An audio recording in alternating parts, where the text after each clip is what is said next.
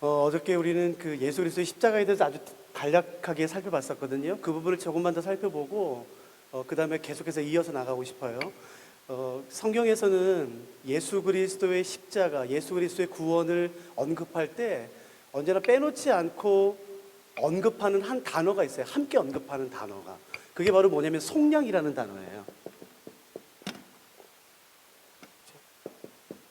속량이라는 단어. 기독교 이외에서는 거의 쓰지 않습니다. 기독교 이외에서는. 그러니까 속량은 거의 기독교 용어로 굳어져 있는데 사실은 이 단어는 교회 용어가 아니에요. 전혀 신학적이지도 않습니다. 이 속량이라는 단어는 사도 바울과 예수님 당시에 로마 제국에서 그냥 일반적으로 쓰던 단어들이에요. 교회와는 아무 상관없는 정도가 아니라 너무 좀 천한 단어, 미천한 단어. 이게 어떻게 교회에서 사용될 수 있지? 그냥 시장 바닥에서 굴러다니는 그런 단어들이에요. 아주 천한 단어. 그런데 희한하게도 사도 바울은 예수 그리스도의 십자가의 구원과 은혜를 설명할 때에 에베소서가 됐든 로마서가 됐든 빼놓지 않고 이 단어로 설명해요. 이 단어는 다시 말씀드리지만 전혀 교회와 상관이 없는 단어였었어요. 그냥 로마 제국에서 사용되던 단어였었어요. 특별히 로마 제국 안에서도 시장에서 사용되던 단어였었어요. 특별히 시장에서도 노예 시장에서 그 노예의 값을 지불하고 그 노예를 살 때 사용했던 단어가 바로 이 속량이라는 단어예요. 제가 이 단어를 좀만 한번 설명드려 볼게요. 이미 다 알고 있지만 저는 학교에서만 20년 가르쳤거든요. 그러니까 저희가 가지고 있는 문헌에 의하면 사도 바울 당시와 예수님 당시에 이스라엘은 로마의 속국이었고 로마 제국이 전 세계를 다스렸죠. 그 로마 제국에서 아주 활성화된 시장 중에 하나가 노예 시장이에요. 흔했습니다. 그러니까 어느 정도냐면은 월, 화, 수, 목, 금, 토, 주일 요일마다 물건이 달렸어요. 물건이란 말을 좀 용납하세요. 왜냐하면 이 당시 노예는 인격적인 취급을 받지 못했고 가축법에 적용됐어요. 주인의 전적인 자산에 분류되었고 가축법에 인격이 아니라 가축법에 적용됐어요. 그래서 월요일날은 남자 노예, 화요일날은 여자 노예, 수요일날은 가지고 놀 수 있는 노예, 목요일날은 음식을 잘 만든 노예, 그렇게 물건들이 다 달랐어요. 그 물건들이 그 노예들이 노예 시장에 질비하게 진열돼 있죠. 사람들이 지나가다가 오늘 못 파는 거야. 저거 마음에 들어. 그러니까 이 당시 대개 학자들이 추측하기로는 노예 한 사람의 몸값이 한 8만 원에서 15만 원? 그러니까 신발 한 켤레 정도예요. 돈이 있는 사람들은 그거 아무것도 아니에요. 그냥 가지고 놀다 버리면 돼요. 노예 죽여도 돼요. 그거는 살인이 아니에요. 그냥 언제든지 살 수 있고 언제든지 버릴 수 있는 것. 노예시장에 갔는데 노예들이 질비하게 서 있어요. 노예들은 대부분 이 노예가 어느 주인에게 속했다는 것을 증명하기 위해 우리가 일반적으로 생각하는 것처럼 주인은 그 집안의 인장을 새겨요. 불로 이렇게 해가지고. 저는 이 시기 때문에 L이겠죠. L 새겨요. 대개 여기 팔뚝에다가 어깨에다가. 근데 이 당시 도망간 노예가 많았다고 그래요. 그래서 제가 주는 문헌에 의하면 사도 바울 당시 때 로마에는 도망간 노예를 전문적으로 잡는 관청이 따로 있었을 정도예요. 그래서 그 사람들이 하는 게 뭐냐면은 이 사람이 노예를 의심돼 딱 잡아서 우통을 벗겨봐요. 그러면 여기 분명히 인장이 있겠죠. 그래서 반대로 노예들이 도망가기로 결정했을 때 도망가서 제일 먼저 하는 게 뭐냐면은 산이나 계곡이나 강으로 가요. 뭐 하겠습니까? 이걸 벗긴다고요. 밤새도록. 그 처참한. 그렇기 때문에 우통을 벗겼어요. 근데 여기가 살갗이 완전히 나가 있어요. 그러면 노예일 확률이 높은 거예요. 그러면 잡아요. 자비를 베풀면 즉결 처분입니다. 자비를 베풀지 않으면요 거의 반 죽여요. 그래서 끌고 옵니다. 그리고 안 죽여요. 다시 노예시장에 팝니다. 근데 팔 때 어떻게 하냐면은 라틴 말로 도망자가 FUGAM이에요. 퓨저티브라는 단어가 여기서 나왔어요. 그래서 아주 잔인한 주인들은 노예가 도망가다 잡히면 다시 노예시장에 팔 때 그냥 안 팝니다. FUG라는 도망자의 라틴어 첫 단어를 이마와 볼에 불로 새깁니다. 이렇게. 그러면 누가 봐도 알아요. 저 도망간 노예 아니야. 그러면 안 팔려요. 평소 몸값이 8만 원, 10만 원이에요? 아니요. 그건 2만 원도 안 팔. 여러분 상상해 보세요. 여러분 같으면 사겠어요? 저 또 도망갈 텐데. 저걸 누가 사요? 그러나 제가 주는 기록에 의하면 노예 시장에 나온 노예들은 무슨 수를 써서라도 그날 팔리길 바래요. 왜냐하면 그날 팔리지 않고 다시 주인에게 가면 죽습니다. 조그만한 철창에 수십 명이 같이 살아요. 화장실도 없는 데서. 거기서 그냥 용변을 봐요. 그러니까 인간적인 대우, 인격적인 대우는 아예 상상할 수 없는, 하루에 거의 한 끼 정도 뭐 죽 같은 거 줄까? 그냥 거기 안에서 그냥 그 용변을 봐야 되고, 더러움, 위생적으로 끔찍한 학대와 고난을 당하는, 거기 다시 들어가야 돼요. 그래서 노예장에 나온 노예들은 일반적으로 팔리길 바래요. 누구도 안 삽니다. FUG 혹은 FUG가 있는데 누가 삽니까? 아무도 안 사요. 아유, 저기 이거 하나 사면 더 껴줄게. 아유, 됐어. 10,000원을 깎아도 안 돼. 5,000원에도 안 사요. 아무도 안 사요. 여러분 상상해 보세요. 여러분, 우리 중에 저를 포함해서요, 목사인 저를 포함해서 우리 중에 지금까지 단 한 번만 죄 진 사람은 아무도 없어요. 죄 짓고 또 짓고 용서받고 또 짓고. 그러니까 만일에 우리가 이 당시에 노예를 오늘로 동일시여긴다면 우리의 얼굴에는 FUG가 범벅일 거라고요. 우리가 죄의 노예가 되어 노예 시장에 팔려요. 수많은 사람이 우리 앞에 지나갑니다. 그러니까 한번 상상해 보세요. 동일시여겨 보세요. 누구도 나를 거들떠 안 봐요. 누구도. 이날도 팔리지 않을 거예요. 그래서 절망한 채로, 소망을 잃은 채로, 그래, 누구도 나를 쳐다보지 않겠지, 누구도 나를 사진 않겠지, 누구도 나를 여기서 건져주지 않겠지, 그래, 그러겠지, 마땅하지, 나는 그게 마땅하지, 그렇게 절망 가운데 있는데 누군가가 지나가다 내 앞에 서는 거예요. 이 당시 노예들은 노예 시장에 질비하게 진열되어 있으면서 나무에다가, 나무 판자에 가격이 매겨져서 목에다 걸었다고, 노끈 같은 걸로. 상상되죠? 머리에 노끈이 있고 여기 이제 그 나무판에 가격이 뭐 10세겔, 2세겔 이렇게 해요. 갑자기 누가 내 앞에 서. 뭐지 저 사람? 안 움직여요. 내가 고개를 드니까 눈이 마주쳤어. 근데 나를 계속 쳐다봐. 나를 보는 거야, 나를. 다른 사람이 아니라 나를. 근데 갑자기 그 사람이 손을 들어요. 근데 천천히 나를 집어껴요. 깜짝 놀랐어요. 내가 아니라 주인이 말려요. 아이고, 이거 완전 쓰레기입니다. 이게 안 보입니까? 이거 완전 쓰레기. 아이고, 이건 사지 마십시오. 아니요, 난 그러면서 더 놀라운 건 뭐냐면은 내 목에 걸려있는 사람들이 내게 매겨준 내 가치가 아니라 그분이 나를 생각하는 값을 꺼내세요. 분명히 내 목에는 2만 원, 뭐 10,000원, 5,000원 걸려 있어요. 사람들이 내게 매겨준 값이 있는데 그분은 그것을 거들떠도 안 봐요. 그분이 나를 생각하는 가치를 꺼내시는데 봤더니 그분의 생명인 것이에요. 그분의 피인 것이에요. 주인이 깜짝 놀랍니다. 이러지 마십시오. 이거 완전 쓰레기입니다. 쓰레기. 그 중에 한 푼만 주셔야 됩니다. 아니, 그거 치워라. 얘의 가치는 내가 안다.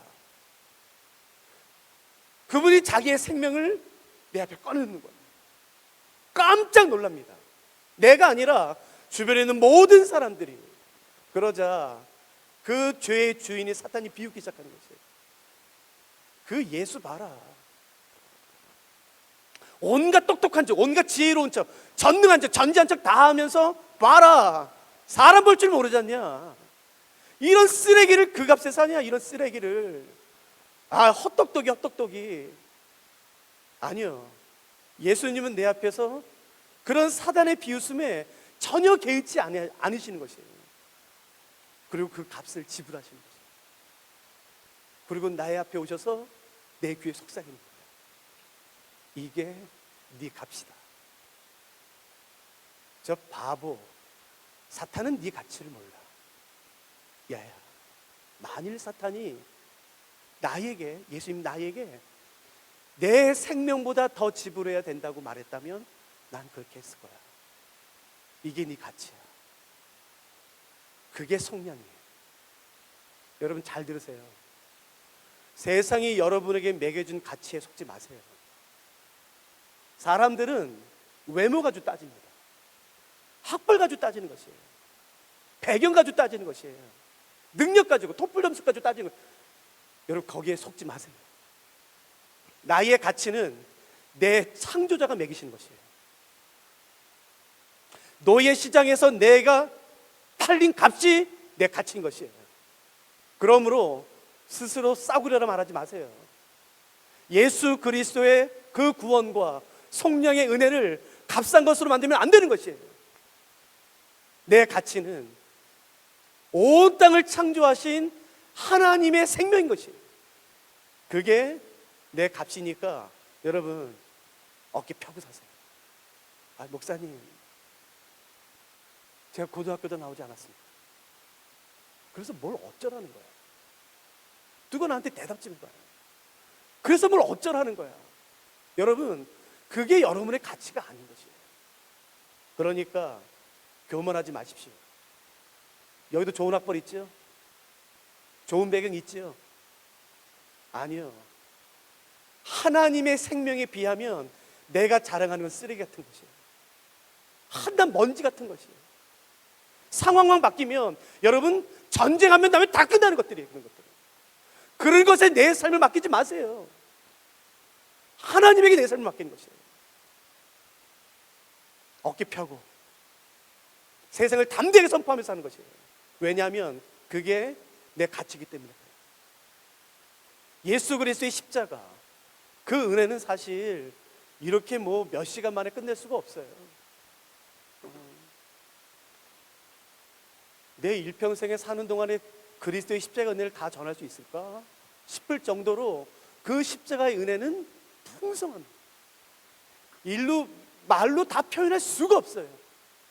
그러나 예수 그리스도의 십자가가 아무리 높고 휘황찬란하며 영화롭고 깊다 할지라도 하나님의 구원에 있어서 십자가는 일부분일 뿐이에요. 잘 들으세요. 그 십자가의 은혜가 너무 가슴 벅찰 정도로 뭐 말로 표현하지 못하겠지만 내 삶을 향한 삼일체 하나님의 구원에 있어서의 십자가의 은혜는 그냥 일부분일 뿐이에요. 그 삼일체 하나님의 구원은 표현할 수가 없습니다. 궁금하시면 나중에 에베소서 공부하세요. 사실은 어저께 저희가 에베소 공부하려고 했었어요. 근데 제가 말씀을 바꿨어요. 에베소서에는 이 말씀이 담겨 있어요. 그러니까 성경 보세요, 성경. 이 부분을 제가 좀 정리해 드릴게요.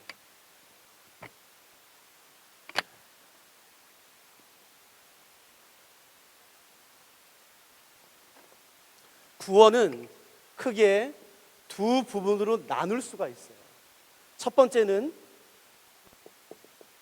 죄인에서 의인으로 변하는 신분의 변화예요. 신분. 여러분, 이단들이 뭐 구원파나 다른 이단들이 전혀 다른 생뚱맞은 걸로 우리를 속이지 않아요. 그러니까 오늘 잘 정리하세요. 그 사람들이 뭐라고 하면 너 죄인이야, 의인이야? 의인이야? 네 삶을 봐. 너 죄인이야? 너 예수 믿잖아. 그렇게 말장난을 해요. 잘 들어보세요. 구원에는 두 파트가 있어요. 첫째는 신분의 변화. 이 신분의 변화는 내가 예수님을 그리스도로 믿는 즉시 일어납니다. 내가 예수님을 그리스도로 믿는 즉시 단번에 일어나고 일평생에 한 번이면 돼요. 일평생에 한 번. 지금은 그런 게 없지만 옛날에는 뭐가 있었냐면 자, 예수님 믿기로 결정해서 손 들어보세요. 자, 앞으로 나오세요. 기도. 그런 게 굉장히 많았었어요. 지금 고개 끄덕인 사람은 연식이 좀 있으신 분이에요. 옛날에 그런 집회들이 굉장히 많았다고요. 근데 요즘엔 그런 거 잘 안 한다고요. 잘 들으세요. 신분의 변화, 죄인에서 의인으로 변화되는 것은 내가 예수님을 그리스도로 믿음으로 단번에 즉각적으로 그리고 일평생에 한 번만 있으면 돼요. 그래서 우리는 이것을 좀 어려운 말로 구원의 즉각성이라고 말을 해요. 구원의 즉각성은 한 번이면 됩니다. 근데 이것은 구원의 시작일 뿐이에요. 또 뭐가 있냐면은 수준의 변화가 있습니다. 신분의 변화뿐만 아니라 성경에서 말하는 구원은 수준이에요. 아주 나쁜 죄인에서 조금 더 나은 죄인이에요. 아주 나쁜 죄인에서 조금 더 나은 죄인, 조금 더 나은 죄인, 조금 더 나은 죄인. 로마서는 이것을 성화라고 말하겠지요. 성화, 점점 성숙해져 가는 것, 그리스도를 닮아가는 것, 이것을 말하겠지요. 구원에는 이 두 가지가 있어요. 신분의 변화는 일평생에 단 한 번 즉각적으로 일어나는 변화인 반면 수준의 변화는 점진적으로 일어납니다. 그렇기 때문에 이것은 구원의 점진성이라고 말해요. 이해되시죠? 단어 자체가? 구원의 즉각성은 여러분, 내가 예수님을 그리스도로 믿었으면 두 번 다시 할 필요 없어요. 누가 와서 흔들 수도 없어요. 단번에, 한 번에. 그러나 점진성은요, 작년보다 내가 좀 더 나아지는 것, 올해보다 내가 더 나아지는 것, 수준의 변화는 계속 일어나는 것이에요. 구원은 이렇게 두 가지가 있습니다. 그러면 나는 죄인인가요? 의인인가요? 이렇게 말하면 되지. 신분은 의인이지만 아직 수준은 죄인일 수 있겠죠. 그 두 가지가 다 존재하는 것이에요. 그런데 이단은 이것을 한 가지만 갖고 장난치는 거라고요. 정확히 이해하세요. 나는 죄인인가 의인인가? 신분은요, 의인이에요. 그러나 수준은요, 아직 죄인일 수 있어요. 그래서 우리가 이제 해야 되는 것은 뭐냐면은 이 수준의 신분에 맞게끔 변화되는 것이에요. 그래서 사도 바울은 뭐라고 말하냐면은 너의 구원을 두렵고 떨림으로 이루어가라고 말한다고요. 그것은 첫 번째를 말하는 걸까요? 두 번째를 말하는 걸까요? 이해되시겠어요? 그러니까 이것을 이게 너무 쉬운 일인데, 쉬운 건데도 이것을 정리 안 해놓으면은 이단들이 맞는 게 맞는 것 같아요, 신천지가 맞는 거 같아요. 완전히 거짓말이에요. 왜 그딴 것에 속아요? 구원은 얼마나 명확한지 몰라요. 얼마나 단순한지 몰라요. 그건 얼마나 기쁜지 몰라요. 그래서 오늘 이 부분을 좀 다뤄보려고 그래요. 예수님을 그리스도로 믿는다면 이것은 전적인 은혜로 되는 것이에요. 그러나 이것은요, 하나님과 내가 함께 싸워가는 것이에요. 여러분, 일평생 성령 안에서 그 거룩함을 위해 애쓰고 묵상하고 기도했던 사람이 일평생 예수님은 믿지만 음란함과 욕심 가운데 살았던 사람과 절대 같을 수 없어요. 절대. 구원은 받겠지만, 예수님을 그리스도로 믿어 구원은 받겠지만 수준은 절대로 같을 수 없습니다. 그러면 내가 굳이 예수 믿어서 구원 받으면 됐지, 내가 굳이 여기까지 가야 되나? 여러분, 여기에서 누려지는 기쁨과 은혜와 평안은 상상할 수 없습니다.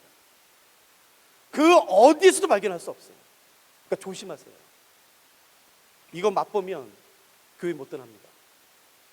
이걸 모르니까 그 짓을 하죠, 사람들이.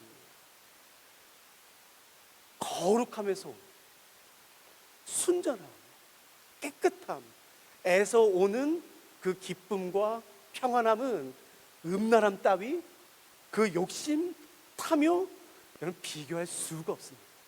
이 세상에서 주는 그 쓰레기 같은 것들과는요, 비교할 수 없는 기쁨이 있습니다. 저는 제가 증인이에요.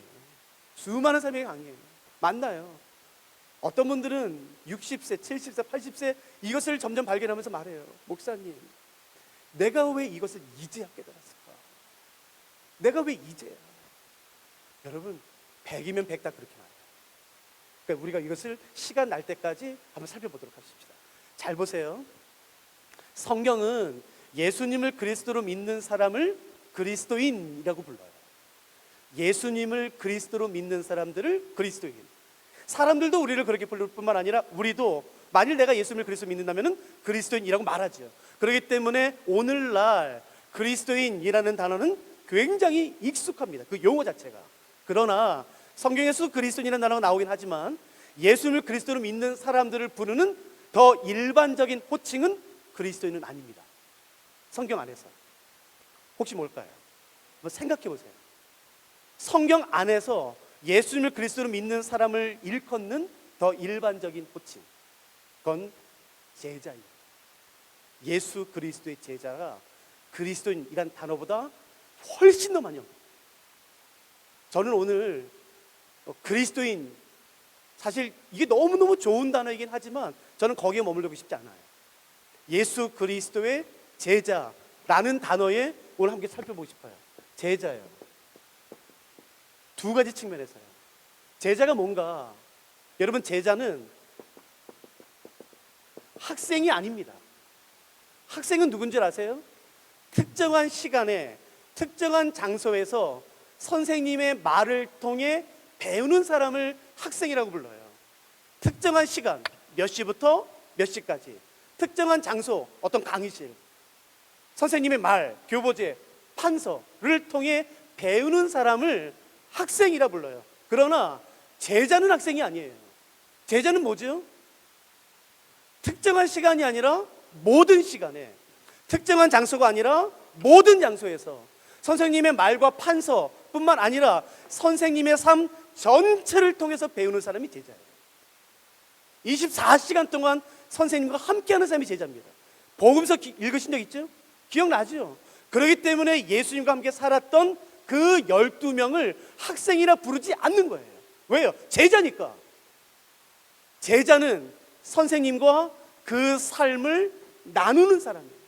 단지 어떤 지식을 배우는 게 아닙니다. 꼭 기억하세요. 수학을 공부할 때 어떤 공식을 암기해서 그 문제를 풀면 이 사람은 수학을 알아, 경제를 알아, 정치를 알아, 뭐 어떤 연대 1886년 1915년 어떤 연대에 어떤 일이 일어나는지 알면 이 사람 국사를 알아, 세계사를 알아 말할 수 있어요. 그러나 성경은 달라요. 이 사람 성경 굉장히 알아, 이 사람 성경 굉장히 많이 알아. 그것은 우리가 일반적으로 생각하는 정의와는 완전히 달라요. 여러분 성경 좀 아세요? 저보다 더 많이 아세요? 저 신학하기 전에 백독했어요. 그 위로 얼마나 읽었겠습니까? 그럼 제가 제일 많이 아나? 그런 게 아니에요. 성경을 안다는 것은 어떤 지식을 갖는 게 아니에요. 많이 읽었다는 게 아니에요. 그럼 뭘까요? 뻔하죠. 요한복음 1장 1절에 이렇게 말합니다. 태초에 말씀이 계시니라. 이 말씀이 하나님과 함께 계셨으니 이 말씀은 곧 하나님이시라. 말씀이 곧 육신에 우리 가운데 거하심 우리가 보니 독생자의 영광이요 은혜와 진리가 충만하더라.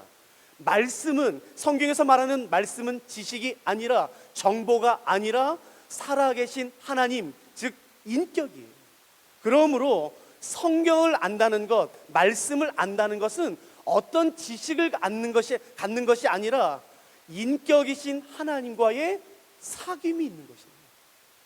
그렇기 때문에 아무리 많은 지식을 가지고 있다 할지라도, 이 사람에게 성경 질문하면 모르는 게 없어 라고 다 한다 할지라도 그 사람의 삶 가운데 인격이신 삼위일체 하나님과의 사귐이 없다면 죄송해요, 그 사람은 절대 말씀 가르치면 안 됩니다.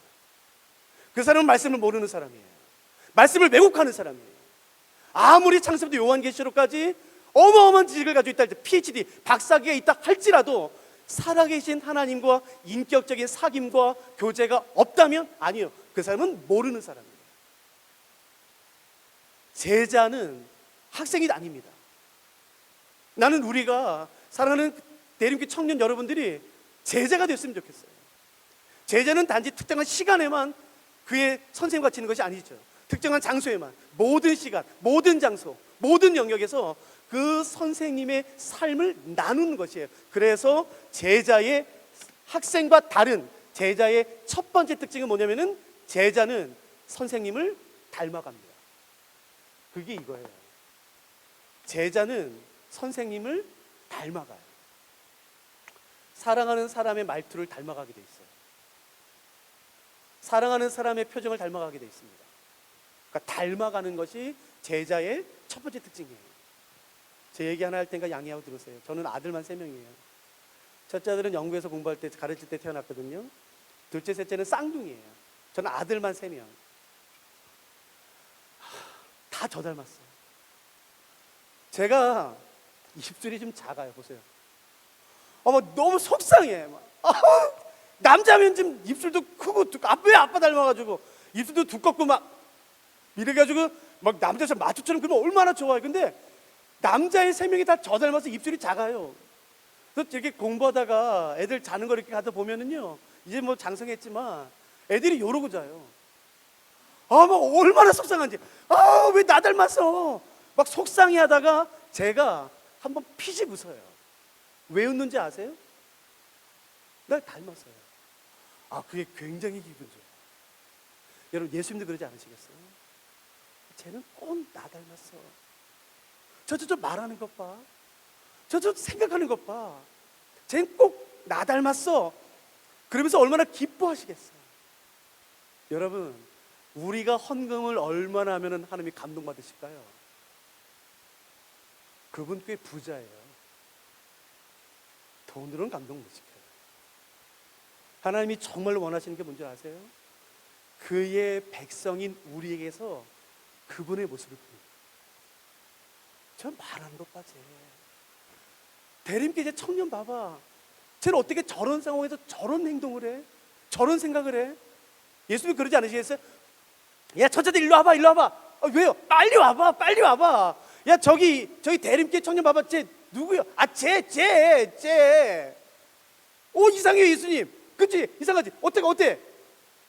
꼭 예수님 같아요. 그렇지? 여러분, 그러면서 예수님이 얼마나 기뻐하시겠어요. 제자의 가장 첫 번째 특징 중에 하나는 예수님을 닮아가는 것이에요. 여러분, 이 소원이 우리 가운데 있으면 얼마나 좋겠어요.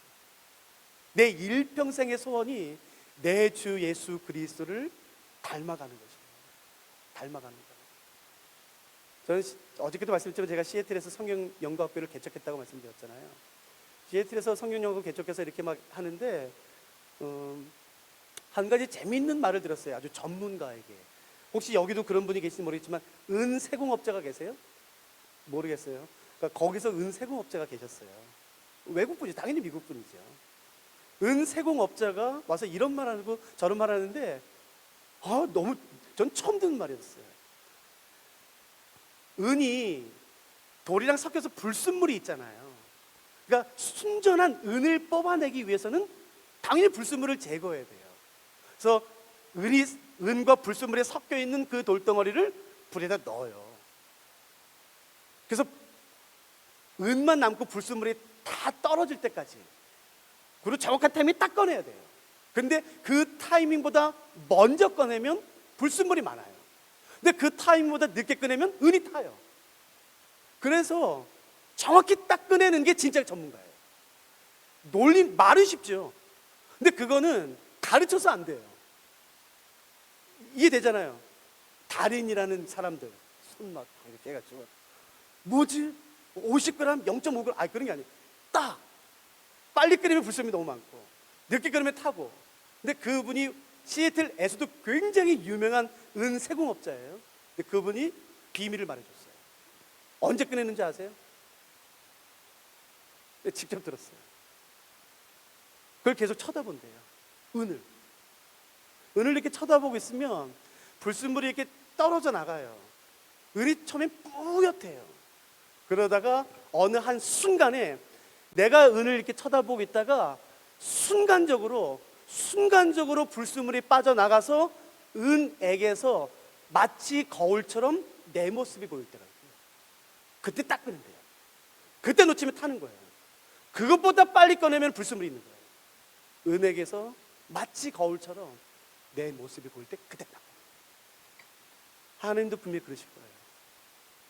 때로는 내게 있는 불순물들, 어떤 바르지 않은 태도들, 생각들, 마음들, 어떤 죄악들을 내 삶에서 떨어뜨리기 위해 고난 가운데 두실 때가 있어요.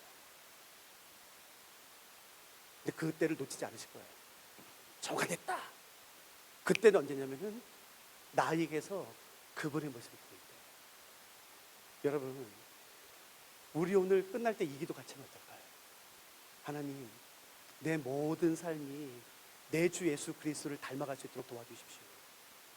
우리 제일 마지막에 어떤 구체적인 한 가지 예를 제가 이제 들겠지만, 내 말하는 것, 생각하는 것, 내 입술의 모든 말, 내 마음의 묵상, 내 모든 것이 주께 연락될 만한 것이 될 수 있다.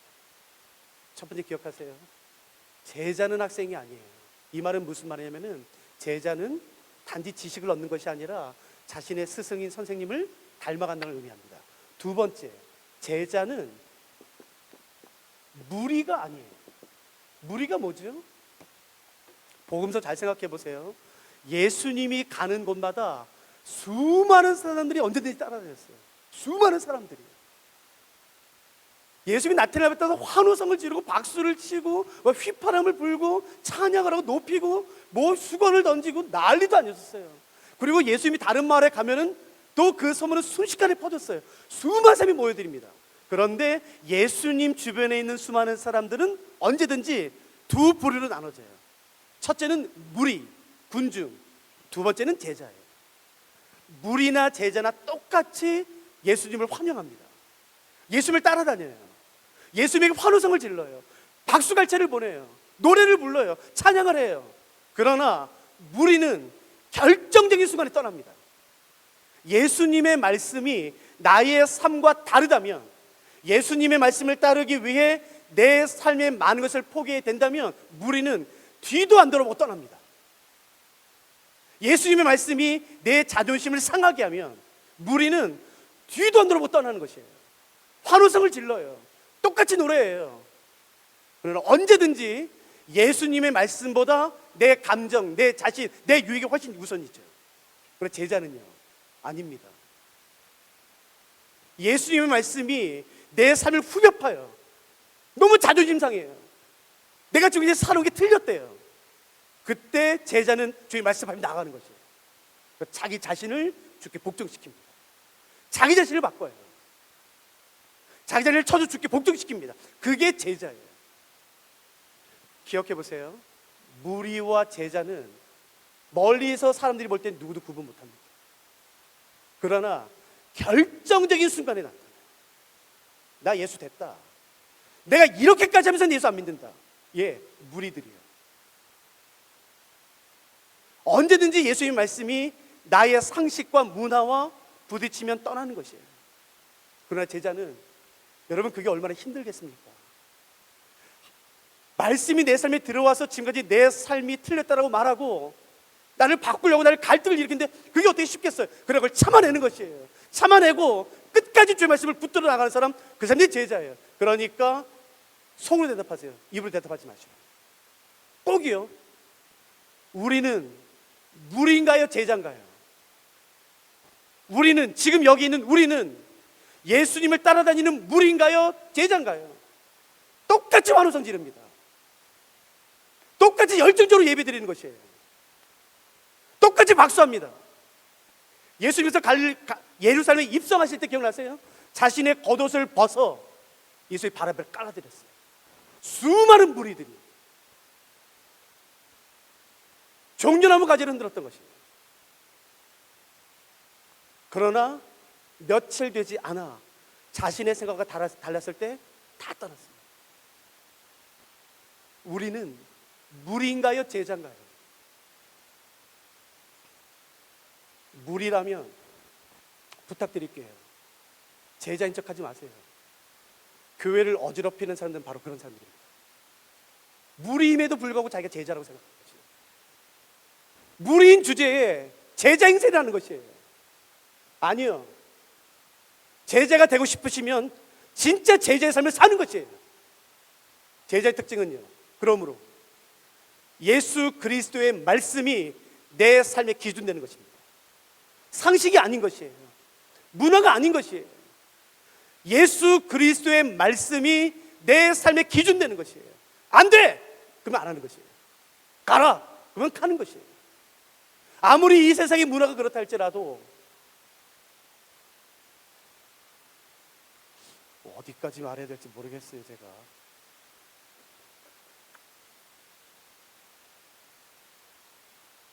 여기서 오늘 헤어지면 하늘나라 가서 만날지도 모르니까 여러분, 제발 음란하지 마세요. 내가 진짜 사랑해서 하는 말이에요. 내가 여러분 또 언제 보겠습니까? 언제 봤다 내 이 말 하겠습니까? 여러분, 지금 우리가 사는 이 시대의 청년 문화는 음란하지 않아요? 왜 우리가 그런 걸 따라가요? 여러분, 왜 우리가 그런 걸 따라가요? 그게 자유롭다고요? 이제 개방되었다고요?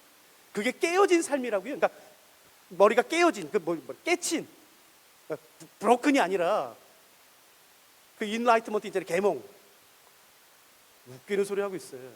저 역사고, 여러분, 지금 시대에 아무리 음란의 절정을 가도 로마 당시의 음란함을 따라가지 못합니다. 제가 확신합니다. 로마 당시의 음란함은 절정에 달했었어요. 음란하지 마세요. 부탁합니다. 하나님의 말씀을 기준 삼아 사세요. 그래서 로마서 12장 1절에 이렇게 말하죠. 너희는 이 세대를 본받지 말아라. 그리고 하나님의 선하시고 기뻐하시고 온전한 뜻이 무엇인지 분별하는 거죠. 하나님의 선하신 뜻은 뭘까? 이 상황에서 하나님의 온전한 뜻은 뭘까? 하나님이 기뻐하시는 것은 무엇일까를 늘 생각하는 것이에요.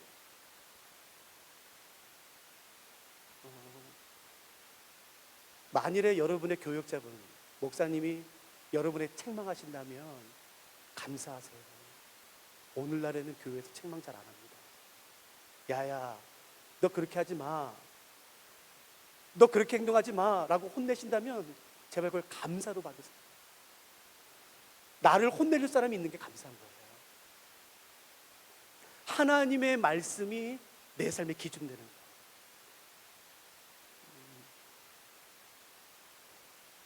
어떻게 그렇게 할 거예요? 안 할 건가? 그럼 여기서 멈추고 할 거예요? 안 할 거예요? 협박인가? 할 거예요? 안 할 거예요? 할 거죠? 그럼 이제 좀 더 말해줘요. 내 말 말고는 성경 말씀 그대로. 말씀 그대로 읽을 테니까 진짜 해야 돼요. 따질 일 있으면 하늘나라 가서 따져야 나 그때. 우리는 도대체 근데 목사님 하나님 말씀이 뭔지 잘 모르겠어요. 그럼 하나님 말씀 따르고 싶은데 나 잘 모르겠어요. 아유 그런 말 거짓말이에요. 내가 말해줄 테니까 이대로 해요. 너희를 박해하는 자를 축복하라. 축복하고 저주하지 말라.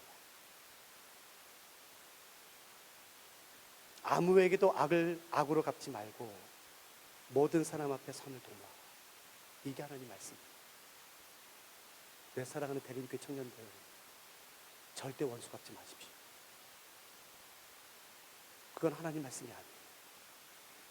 목사님, 제가 어떤 대우를 받았는지 아십니까? 저 자식한테 내가 어떤 수치를 받았는지 아십니까? 그러면은 제가 받은 걸 말해드릴까요?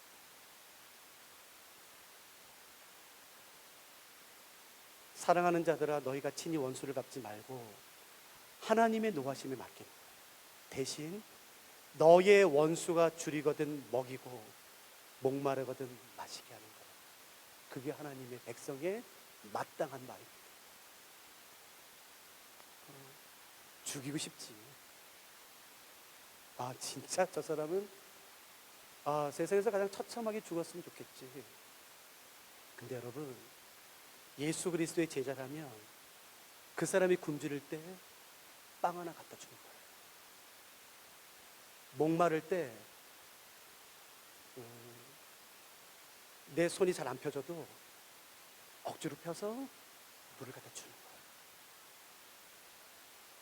그게 하나님 말씀입니다. 쉽지요? 아니요, 어렵습니다. 내가 해봐서 알아요. 죽기보다 싫어요. 또 자존심을 꺾어야 되니까. 그러면 그 사람이 또 기고만장하니까 그걸 내가 또 봐야 되니까. 그럼에도 불구하고 그렇게 하는 것이에요. 어느 순간부터 교회에서는요, 세상에서 이기는 방법과 똑같은 이기는 방법을 가르치기 시작했어요. 그래서 이게 교회인지 세상인지 모르겠어요. 여러분, 세상이 교회를 밀고 들어와요. 밀어내지 않으면 끝납니다. 교회의 다음은 거룩함이 있습니다. 교회가 거룩함을 잃어버리면 그건 끝이에요. 목사가 바람났어요? 그게 말이 되는 소리입니까? 교회는 거룩함을 잃어버리면 끝이에요. 에베소서에 의하면 하나님께서는 이 땅에 교회를 세우시고 오직 교회만이 감당할 수 있는 일을 사명을 주셨어요. 어느 공동체, 어느 단체, 어느 회사도, 어느 정부도, 어느 조직도 감당할 수 없는 오직 교회만이 할 수 있는 일을 교회에게 주셨어요. 그리고 하나님은 교회가 그 일을 잘 감당하도록 힘을 주셨는데 그 힘은 에베소서에 의하면 오직 두 군데서 나옵니다. 딱 두 군데. 그게 뭔지 아세요? 첫째, 성령 안에서의 하나됨입니다. 둘째, 거룩함. 교회의 힘은 돈에서 나오지 않습니다. 교회의 힘은 사람 숫자에서 나오지 않아요. 대림교회 청년 전부예요? 여기? 좀 더 있나? 다른 교회에 비해서 적어요, 많아요? 많진 않죠? 잘 들으세요. 충분합니다. 이 인원이면. 왠 줄 아세요? 교회의 힘은 숫자에서 나오지 않기 때문이에요. 다른 거 부러워하지 마세요. 그러나 거룩함을 잃어버리는 순간 교회는 힘을 잃어버립니다. 아무리 돈이 많아도 그 돈으로 되는 힘은 교회를 망하게 돼 있어요. 여러분, 역사가 증명합니다. 교회 역사가. 사람 숫자가 아니고. 그러면 삼성 썼죠. 돈이면. 여러분, 다른 LG나 그런 기업 썼죠. 애플이나 다른 공동체 썼겠죠. 하나님은 이곳에 대림교회를 세우신 이유가 있어요. 청년부를 세우신 이유가, 그것은 우리가 거룩함을 회복할 때 가능한 거죠. 성령 안에서 하나됨, 그걸 가질 때 하나님은 우리를 통해 하나님께서 하시고자 하시는 그 일들을 이루기 시작하십니다. 제자는 학생이 아닙니다. 제자는 무리가 아닌 것이에요. 하나님의 말씀을 기준 삼아 사는 사람입니다.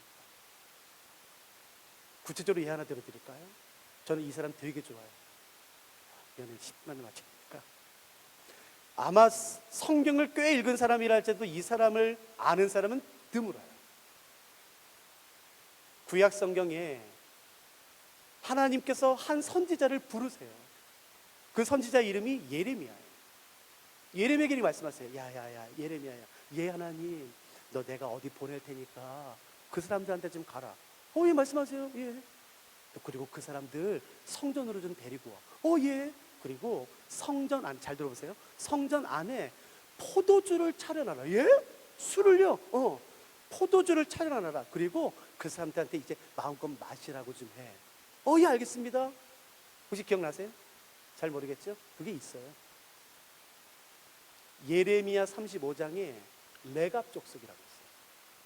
하나님이 예레미야 선지자에게 말해요. 야야, 너 어디 가면은 레갑의 사람들이 있다. 레갑 가문의 사람들. 예, 알겠습니다. 너 가서 빨리 데리고 와. 그래서 성전 안에 포도주를 차려놓고 마음껏 먹으라고 해라. 알았지? 예. 그래서 예레미야 선지자가 하나님 말씀대로 가요. 데리고 와요. 근데 예레미야가 깜짝 놀랍니다. 한번 같이 보실까요? 이거만 보고 마치죠. 예레미야 35장. 내가 말을 딴 얘기를 안 한 것 같은데 벌써 1시간 남았네. 예레미야 35장 보세요. 예레미야 35장 1절부터 읽어드릴까 하면 잘 보세요. 저희 이 말씀이 너무 좋더라고요. 제가 읽어볼게요. 35장 1절.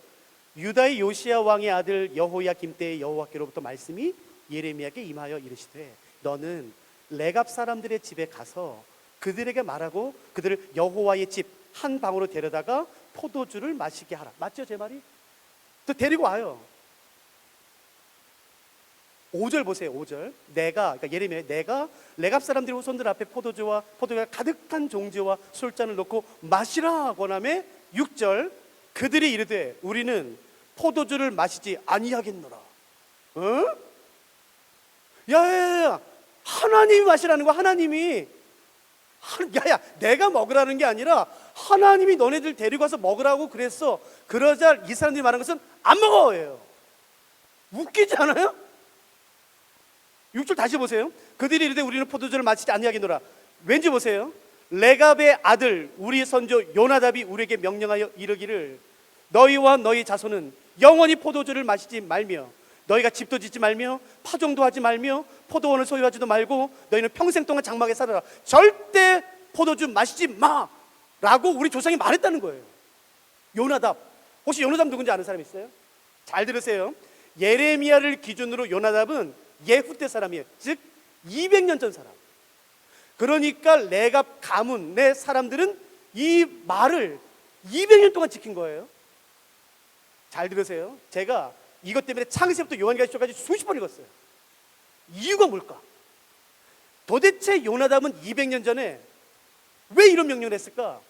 수도 없이 찾았습니다. 여기에 관련된 모든 놈은 거의 다 봤어요. 잘 들으세요. 어디도 없습니다. 명령만 있지 왜 그렇게 해야 되는지 이유는 없어요. 그러니까 이 레갑 사람들은 이유도 모른 채 무려 200년 동안 이 말을 지켰어요. 이유라도 알면 좋지 않겠어요? 보세요. 나는 지켰다 치죠. 내 자녀가 태어났어요. 너 포도주 먹지 마. 아빠 왜요? 아, 먹지 마. 아, 근데 왜요? 아, 먹지 마, 이 자식아. 몰라. 그게 200년 동안, 200년. 이게 말이 돼요? 여러분, 레갑 족속이 누군 줄 아세요? 겐 족속이에요. 다시 말해서 모세와 여호수아 당시 가나안 족속이에요. 이방 백성, 저주받은, 하나님 나라에서 끊어진 개돼지 같은 이방인. 이게 뭐야? 예레미야가 깜짝 놀라요. 그래서 보세요. 하나님이 말씀하신 14절,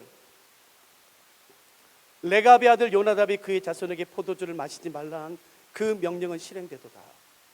하나님이 말씀하세요.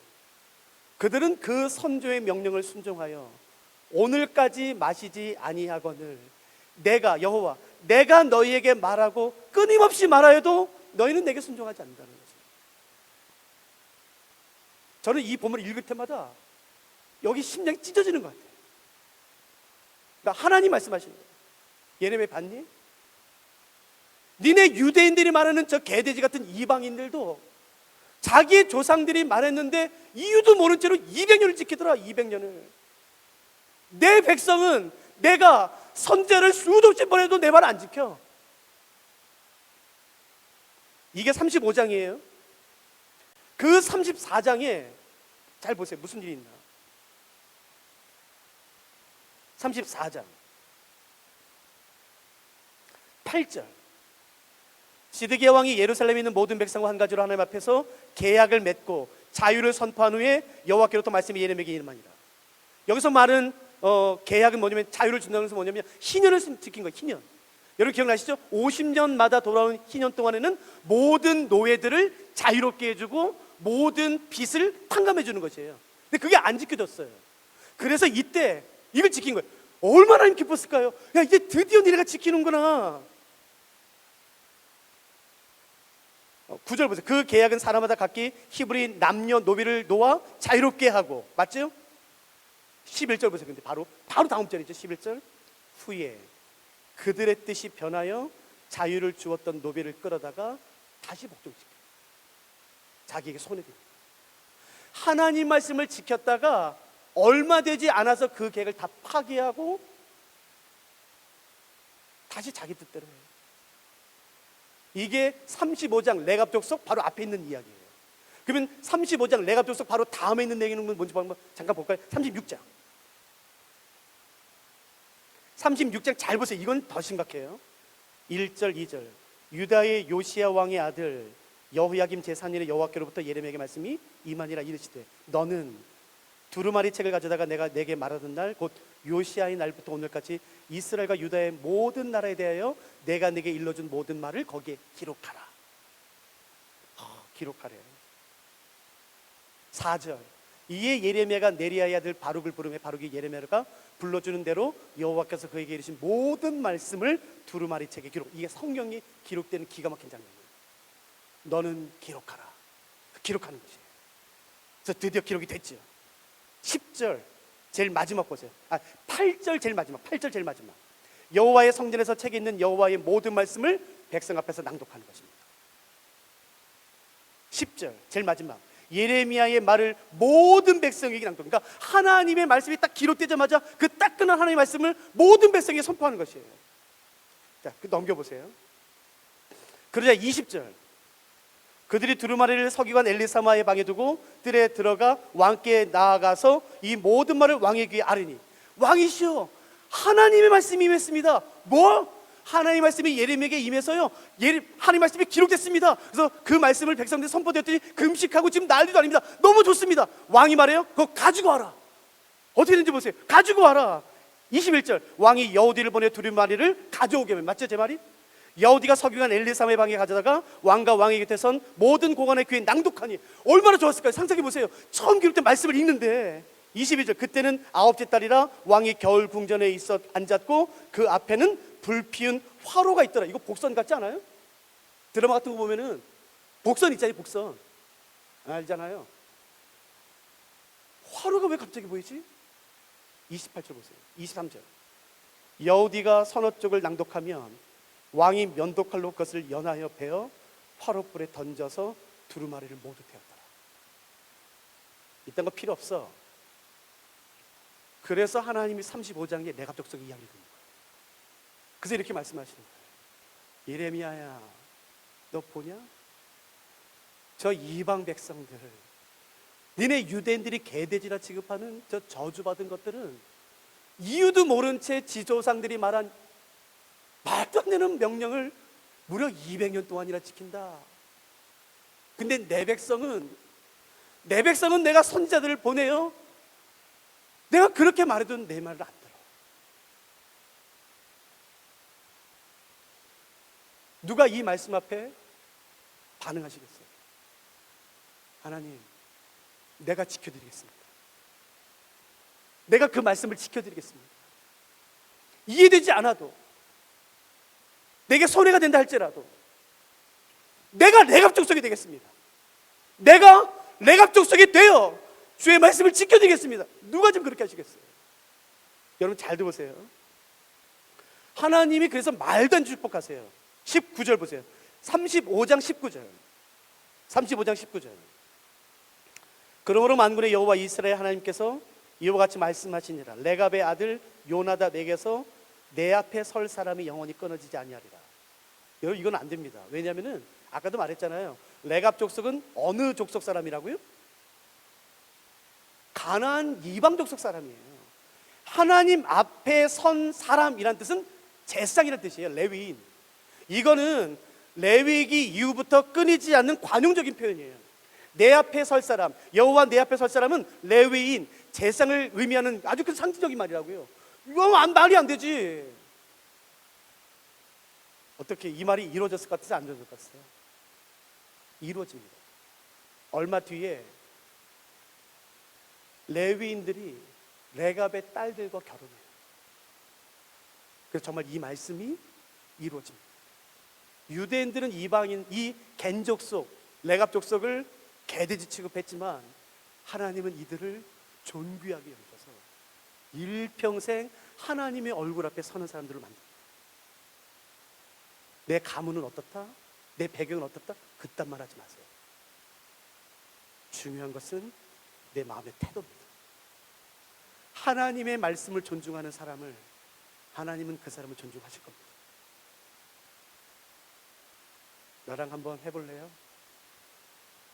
나는 내 일평생 내 주 예수 그리스도 말씀을 존중할 겁니다. 누가 날 넘어보시겠어요? 내가 저 이중 목사를 한번 넘어본다. 나랑 경쟁합시다. 누가 더 하나님 말씀 존중하나?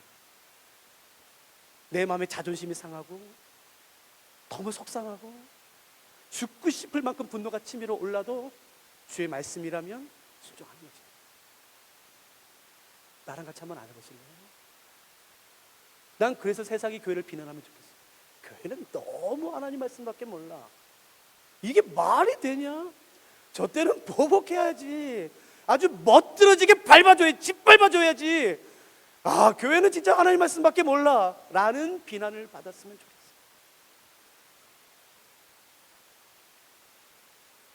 사도 바울은 열세 서신을 기록하는데 그 열세 서신 모든 성경에서 늘 하나님으로부터 시작합니다. 하나님의 뜻으로 말미암아 그리스도 예수의 사도된 바울은 하나님의 뜻으로 말미암아, 하나님으로 말미암아, 하나님의 부르심으로 말미암아 사도 바울은 늘 하나님으로부터 시작해요. 내 필요, 내 자존심, 내 문제로 시작하지 않고 늘 하나님으로부터 시작해요. 뿐만 아니라 사람들의 사도 바울에 대한 수많은 질문이 쏟아져도 그 답은 오직 하나, 예수 그리스도였어요. 우리 한번 그렇게 안 살아볼래요? 여러분, 이 땅에 딱 한 번 삽니다. 딱 한 번. 우리 예수 그리스도의 제자로서 한번 살아봅시다. 한번 제자로 살아봅시다. 그래서 서로 권면하는 거죠. 네네. 나 5분만 더 써도 지금 한 장 남았는데. 말해요. 로마서 12장 1절은 너희는 이 세대를 본받지 말고 하나님의 선하시고 기뻐하시고 온전하신 뜻이 무엇인지 분별하도록 하래요. 근데 에베소서에서는 5장 1절에서 너희는 하나님을 본받는 자가 되래요. 이거 하나만 하고 마칠게요. 너희는 하나님을 본받는 자가 되래요. 그럼 도대체 하나님을 본받는다는 게 뭔가 궁금할 수 있는데 사도 바울은 거기서 가장 먼저 제안하는 게 있습니다. 뭔지 보세요. 이거만 하고 마칠게요. 에베소서 5장. 미안해, 내가 너무 많이 써서 미안해요. 이거만 하고 마칠게요. 에베소서 5장. 많이 말해주고 싶은데. 에베소서 5장 1절 보세요. 에베소서 5장 신약성경이죠. 314쪽. 제가 읽어볼게요. 빨리요. 그러므로 사랑을 받는 자녀같이 너희는 하나님을 본받는 자가 되래요. 그럼 도대체 하나님 본받는 자가 뭔가요? 구체적으로 예를 들지요. 자, 3절부터 4절까지 읽을 테니까 보세요. 이게 뭔지. 음행과 온갖 더러운 것과 탐욕은 너희 중에서 그 이름조차도 부르지 말라. 이는 성도에게 마땅한 바니라. 누추함과 어리석은 말이나 희롱의 말이 마땅하지 아니하니 오히려 감사하는 말을 하라 라고 말하면서 사도 바울이 하나님을 본받는 자가 되십시오 라고 말하면서 제일 먼저 강조하는 것이 뭐냐면은 말이에요. 말. 에? 이게 뭐가 중요하다고? 왜 사도 바울은 하나님을 본받는 자가 되라 라고 말하면서 가장 먼저 권면하는 게 말일까요? 이 말, 스피치. 왜 말일까요? 잘 들으세요. 사탄은 히브리어의 음역이에요. 사탄은. 그런데 마귀요, 마귀는 헬라어에서 나왔어요. 그 마귀로 번역된 헬라어는 디아볼로스예요. 저는 게임을 잘 모르는데 그런 게임이 있다면서요. 몰라, 무슨 얘기인지 모르겠지만 아무튼 마귀로 번역된 헬라어는 디아볼로스예요. 디아볼로스. 잘 들으세요. 디아볼로스를 헬라어 사전에 찾으시면 이런 뜻입니다. 거짓말하는 자, 이간질하는 자, 속이는 자, 근거 없는 이야기로 다른 사람을 중상모략하는 자. 이 네 가지예요. 다시요. 디아볼로스의 뜻을 찾으면은 거짓말하는 자, 이간질하는 자, 속이는 자, 근거 없는 말로 다른 사람을 중상모략하는 자. 다 뭐와 관련돼 있나요? 다시. 디아볼로스 사전 찾으면요. 거짓말하는 자, 이간질하는 자, 속이는 자, 근거 없는 걸로 다른 사람을 중상모략하는 자. 다 뭐와 관련돼 있어요? 말입니다. 말이 얼마나 중요한지 아세요? 우리는 말을 중요하게 생각하지 않아요. 그렇지 않습니다. 하나님을 본받는 자가 되기로 결정한다면, 예수 그리스도의 제자로 살기로 결정한다면 제일 먼저 통제되는 건 말이에요. 절대 대림교회 청년들 음란한 말 하지 마세요. 농담도 하지 마세요. 어떨 때는 다른 사람들을 웃기기 위해서 어떤 사람의 육체의 연약함을 비하해서 웃길 때가 있어요. 차라리 웃기지 마세요. 제발, 정말 부탁을, 제발 웃기지 마세요. 그렇게 웃기는 거 필요 없어요. 다른 사람을 깔깔 다 뒤집어져도 그 사람의 영혼은 썩습니다. 우리가 왜 그래야 됩니까? 왜? 무슨 유익이 있다고? 하나님을 본받는 자로서의 첫 번째 제시하는 것은 말이에요. 목사님, 저는 말 주변이 없어요. 말도 잘 못하고 목소리도 작아요. 그러면서 온갖 상처를 다 주고 다녀. 여러분, 말에 힘없는 사람 아무도 없습니다. 말 한마디가 다른 사람의 심장을 찔러요. 그러나 반대도 있어요. 그 말 한마디가 영혼을 소성케 하기도 하잖아요. 여러분, 한 번 사는 인생, 예수 그리스도의 제자로 하나님을 본받는 자가 되어 내 모든 말과 내 모든 생각과 의도와 내 모든 것이 예수 그리스도의 영광을 드러낼 뿐만 아니라 다른 사람을 살리는데 사용되면 좋겠어요. 미안해, 시간 많이 써서. 우리 같이 찬양하고 마칩시다. 이 찬양을 아는지 모르겠어요. 근데 몰라도 괜찮아요. 난 이게 우리의 오늘 기도 제목이 되면 좋겠어요. 나랑 같이 이 찬양 부르면서 우리가 좀 다짐도 하고 기도도 하고 또 하나님께 간구도 하고 그렇게 나갔으면 좋겠어요.